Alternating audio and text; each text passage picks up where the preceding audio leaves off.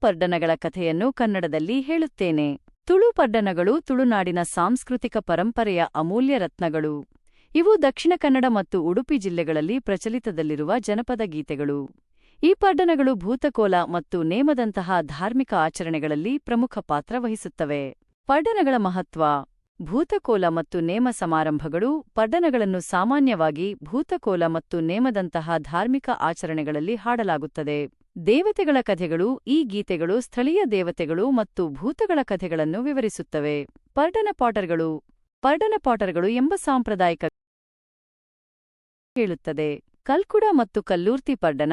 ಇದು ದೇವತಾ ಸಹೋದರ ಸಹೋದರಿಯರಾದ ಕಲ್ಕುಡ ಮತ್ತು ಕಲ್ಲೂರ್ತಿಯವರ ಕಥೆಗಳನ್ನು ಹೇಳುತ್ತದೆ. ಪಂಜುರ್ಲಿ ಪಡ್ಡನ. ಇದು ಕಾಡು ಹಂದಿಯ ಆಕಾರದಲ್ಲಿ ಪೂಜಿಸಲ್ಪಡುವ ಪಂಜುರ್ಲಿ ಭೂತದ ಮಹತ್ವವನ್ನು ಹೇಳುತ್ತದೆ. ಬೋಬ್ಬರಿಯ ಪಡ್ಡನ. ಇದು ಮೀನುಗಾರರ ರಕ್ಷಕನಾದ ಬೋಬ್ಬರಿಯನ ಕಥೆಯನ್ನು ಹೇಳುತ್ತದೆ. ಈ ಪಡ್ಡನಗಳನ್ನು ಹಾಡುವಾಗ ಸ್ಥಳೀಯ ಜನರು ಭಕ್ತಿಭಾವದಿಂದ ಪಾಲ್ಗೊಳ್ಳುತ್ತಾರೆ. ಪಡ್ಡನಗಳ ಸಾಹಿತ್ಯವು ಶಕ್ತಿಶಾಲಿಯಾಗಿದ್ದು ತುಳುನಾಡಿನ ಧಾರ್ಮಿಕ ಮತ್ತು ಸಾಂಸ್ಕೃತಿಕ ಏಕತೆಯನ್ನು ಪ್ರತಿಬಿಂಬಿಸುತ್ತದೆ.